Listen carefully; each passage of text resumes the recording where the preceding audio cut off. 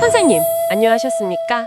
이게 참 매일 정말 열심히 살림하고 가족들 위하는데도 이상하게 돈은 자꾸 어디로 새는지 모르겠고 또 누가 자꾸 아프고 이럴 때면 덜컥 겁이 나요. 혹시 우리 집 어딘가 좀 잘못된 건 아닌가 하고요. 아, 네. 그런 걱정하시는 분들 요즘 부쩍 많아지신 것 같아요. 참 안타까운 일입니다. 애쓰는 것에 비해서 그만한 복을 받지 못하는 경우 이게 보이지 않는 기운의 흐름을 놓쳐서 그런 경우가 상당히 많습니다. 아, 기운의 흐름이요? 네. 그래서 오늘 저희 풍수학당에서는 바로 그 문제의 실마리, 어쩌면 집안의 모든 운을 꽉 쥐고 있을지도 모르는 창문, 이 창문에 담긴 기운의 비밀을 좀 깊이 있게 파헤쳐 볼까 합니다. 창문이요? 네. 지금 여러분들의 창문은 과연 복을 부르고 있을까요? 아니면 혹시 나도 모르게 안 좋은 기운을 끌어들이고 있는 건 아닐까요? 세상에 창문이라니? 정말 생각지도 못했습니다. 저는 그냥 환기시키고 햇볕 들어오는 곳 그 정도로만 생각했는데요. 그 창문 하나 때문에 돈이 안 모이고 가족들 건강까지 나빠질 수 있다니요? 와, 이건 정말 충격적인데요. 구체적으로 어떤 연관이 있는 걸까요? 네, 그렇죠. 많은 분들이 아니 왜 우리 집만 이럴까 하시면서 답답해 하십니다. 돈은 밑빠진 독처럼 모이질 않고 자고 일어나도 영 개운치가 않고 또 온 가족이 그냥 기운 없이 축 처져 있고 이런 문제들 말입니다. 네, 맞아요. 그런 경우 많죠. 이런 문제들의 근원을 쭉 따라가 보면요.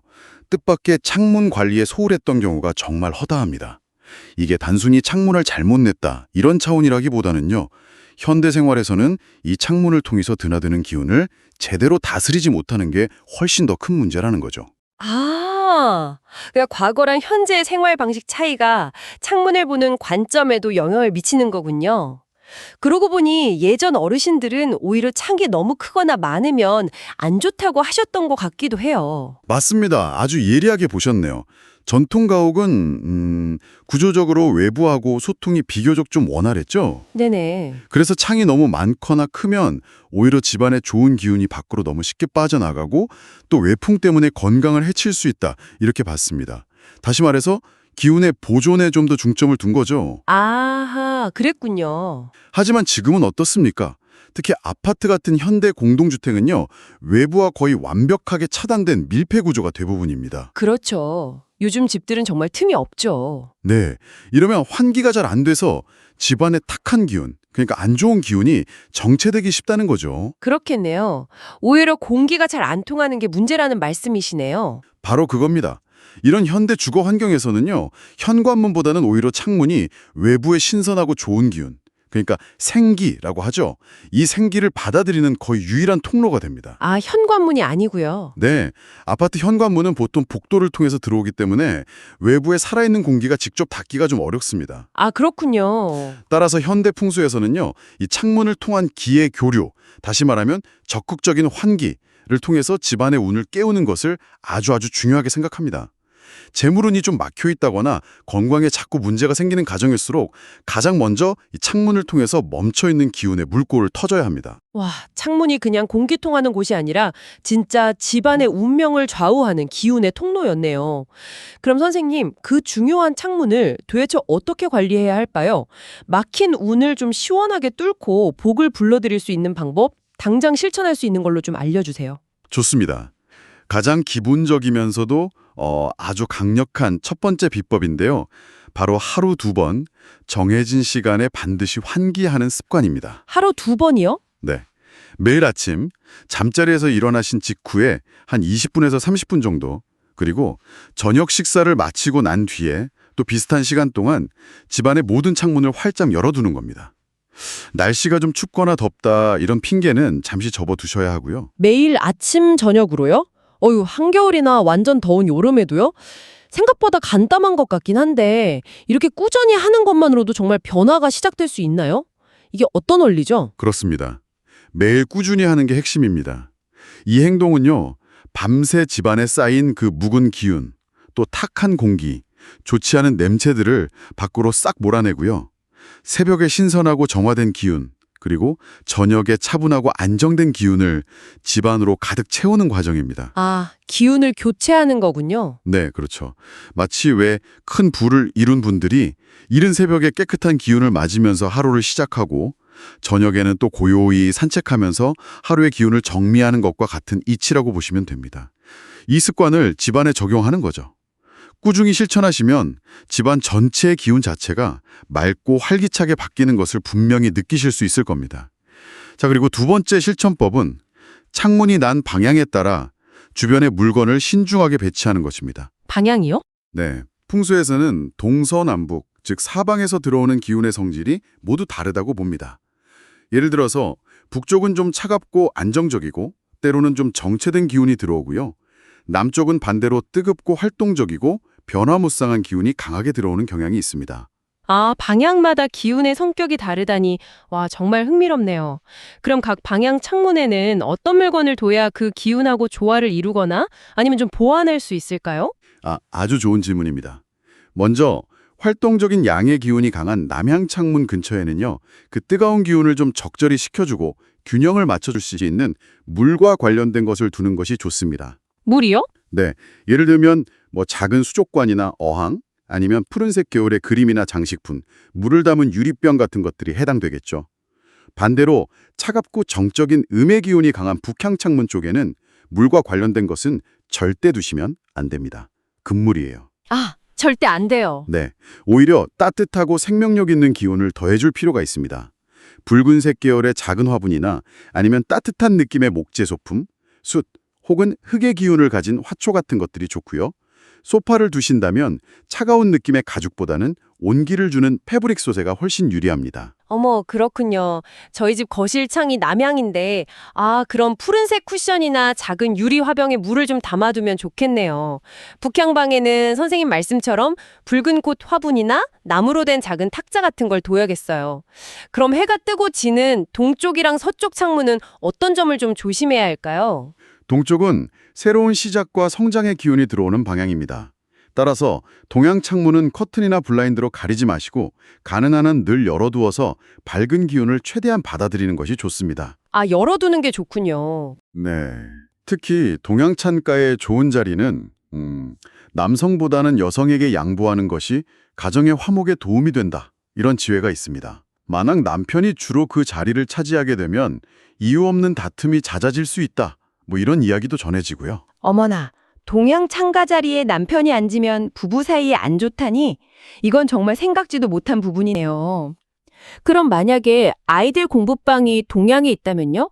학생들은 어디에 앉는 게 좋을까요? 학생의 경우는요. 동양 창문 바로 앞보다는 조금 떨어진 안쪽 자리에 책상을 배치하는 것이 학업 집중력과 성취운을 높이는 데 도움이 된다고 봅니다. 밖으로 향하는 기운보다는 안으로 좀 집중하는 기운을 만들어주는 것이죠. 아, 안쪽으로요? 알겠습니다. 그럼 서쪽은요? 서쪽은 해가 지는 방향으로 기운이 안으로 좀 수렴되고 마무리되는 성향이 있습니다. 서양 창문 근처에는 시계나 모빌처럼 조금씩 움직이는 물건을 두거나 아니면 애완동물의 잠자리나 집을 배치하면 좋습니다. 동물의 건강에도 긍정적이고 집안에 생동감 있는 기운을 불어넣어 줄 수 있습니다.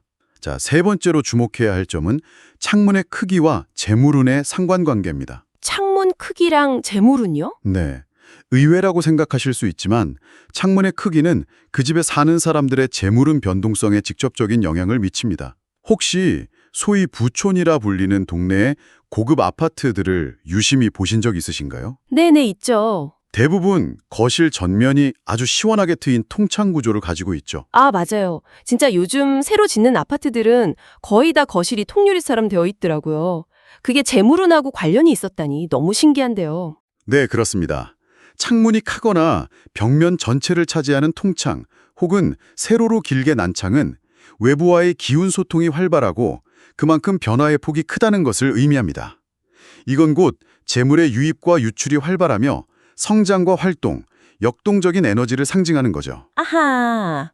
따라서 사업을 하거나 활동적으로 돈을 벌어야 하는 젊은 세대에게는 이런 큰 창이 유리하게 작용할 수 있습니다. 반대로 창문이 작거나 가로로 길게 난 창은 기운의 흐름이 안정적이고 변화가 적음을 뜻합니다. 아, 안정적이군요. 네, 이건 재물의 급격한 변동보다는 안정적인 유지에 더 강점을 보이므로 어느 정도 경제적 기반을 다지고 안정적인 노후를 보내려는 분들에게 더 적합하다고 볼 수 있습니다. 그렇군요. 그럼 만약에 상황이 반대로 되면 어떡하죠? 예를 들어서 연세가 좀 지긋하신 부모님께서 전망 좋은 통창 아파트에 사시거나 반대로 한창 활동할 나이의 젊은 부부가 작은 창문만 있는 집에 살게 되는 경우요. 이런 불균형을 좀 해소할 방법은 없을까요? 물론 방법이 있습니다. 자연의 이치는 언제나 균형을 맞추려는 지혜를 품고 있지요.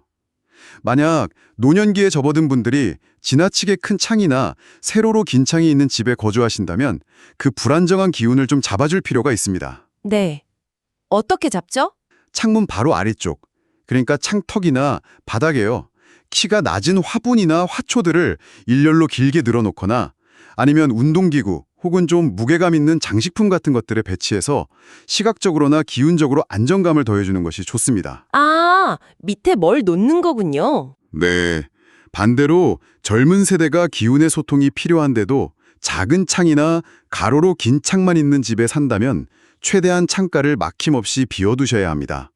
커튼이나 블라인드도 가능하면 치지 않거나 치더라도 활짝 걷어두어서 외부의 활발한 기운이 최대한 들어올 수 있도록 길을 열어주는 것이 바람직합니다. 네 번째는 창문의 개수와 배치, 그리고 건강운의 문제입니다. 개수랑 건강운이요? 네. 전통적으로는 집안에 창문이 지나치게 많으면 기운이 흩어져서 건강에 불리하다고 보았습니다. 현대의 밀폐된 주거 환경에서는 이 영향이 다소 줄었지만 특히 단독주택의 경우는 여전히 유의해야 할 부분입니다. 아, 단독주택은 조심해야겠네요. 그렇죠. 가장 이상적인 것은 집의 중심 공간인 거실에 창 하나, 그리고 재물과 건강을 관장하는 주방에 창 하나가 있는 겁니다.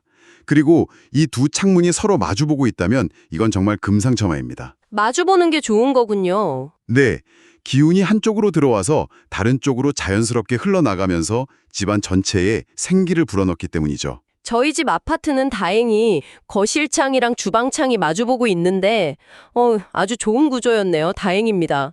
그런데 만약 단독주택인데 방마다 창문이 있거나 배치가 좀 이상적이지 않다면 어떻게 보완해야 할까요? 네, 좋은 점을 짚어주셨어요.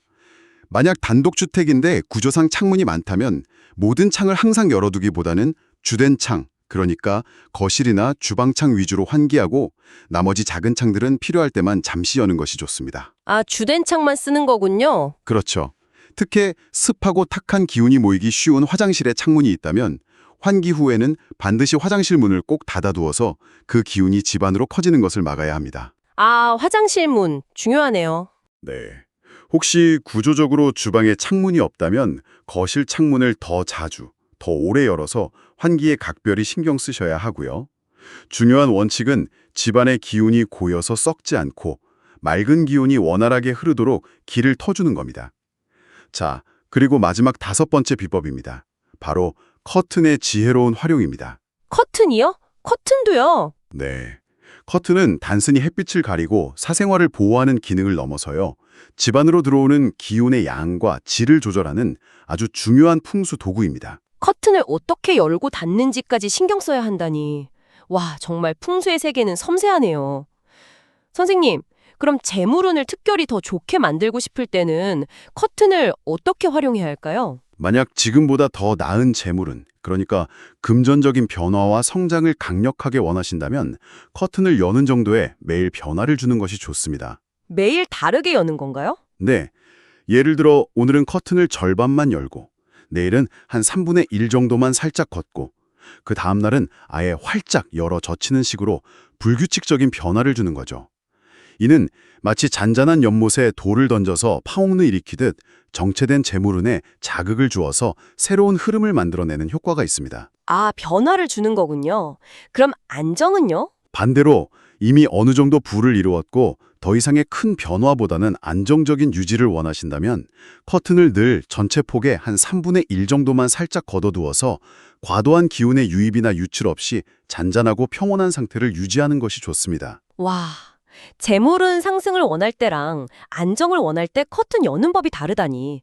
정말 놀랍고 흥미로운 지혜입니다. 오늘 선생님 덕분에 창문왕 안에 담긴 깊은 의미랑 실천법들을 정말 많이 배우는 것 같아요. 네, 이러한 방법들과 더불어서 창문의 기운을 좀 보완하고 조화롭게 만드는 데 도움이 되는 소품들을 활용하는 것도 좋은 방법입니다. 예를 들어 차가운 북향 창가에는 따뜻한 기운을 보강해줄 붉은색 꽃 화분이나 등나무 바구니 같은 목재 소품이 좋겠죠. 네네. 반대로 너무 강한 기운이 들어오는 남향 창가에는 작은 수정구슬이나 푸른색 유리 장식품 같은 것을 매달아 두어서 과도한 활동성을 조금 눌러주고 균형을 잡아줄 수 있습니다. 아, 그렇군요. 선생님 말씀을 듣고 보니까 저희 집 창가에 두면 딱 좋겠다 싶은 소품들이 바로 떠오르네요. 알려주신 대로 작은 변화를 주는 것만으로도 집안 분위기가 훨씬 좋아지고 왠지 좋은 기운도 가득 들어올 것 같은 기대감이 듭니다. 정말 감사합니다, 선생님. 좋습니다. 오늘 나눈 이야기들을 바탕으로 여러분의 가정을 한번 찬찬히 둘러보시죠. 혹시 창문의 방향이나 크기, 개수 때문에 좀 마음 쓰이는 부분이 있으셨습니까? 혹은 오늘 배운 방법들을 실천해보니 어떤 변화가 느껴지시는지요? 네, 궁금하네요. 아래 댓글을 통해서 여러분의 소중한 경험과 궁금증을 나눠주시면 저희가 함께 고민하고 지혜를 보태드리겠습니다. 저희는 여러분의 모든 이야기에 귀 기울이고 있습니다. 네, 맞습니다. 그리고 더 깊은 이야기나 생생한 경험담을 나누고 싶으시다면 저희 풍수학당 커뮤니티나 언제든 열려있는 대화방을 찾아주세요. 서로의 지혜를 나누고 격려하면서 함께 복을 키워나가는 그런 따뜻한 공간이랍니다. 주저하지 마시고 편안하게 찾아와 주세요. 이렇게 귀한 풍수의 지혜를 꾸준히 나누기 위해서는 여러분의 따뜻한 응원이 저희에게는 정말 큰 힘이 됩니다. 오늘 내용이 조금이라도 도움이 되셨다면 구독과 좋아요로 마음을 표현해 주십시오. 네, 꼭 눌러주세요. 더불어 풍수학당 멤버십에 동참해 주시면 채널을 안정적으로 운영하고 더 깊이 있는 지혜를 탐구하는데 직접적인 보탬이 됩니다. 멤버 여러분께는 저희의 작은 정성도 함께 전해드릴 거고요. 그렇습니다. 여러분의 소중한 관심과 후원 하나하나가 저희가 더 좋은 이야기를 만들고 더 많은 분들께 희망을 전하는 튼튼한 기동이 됩니다.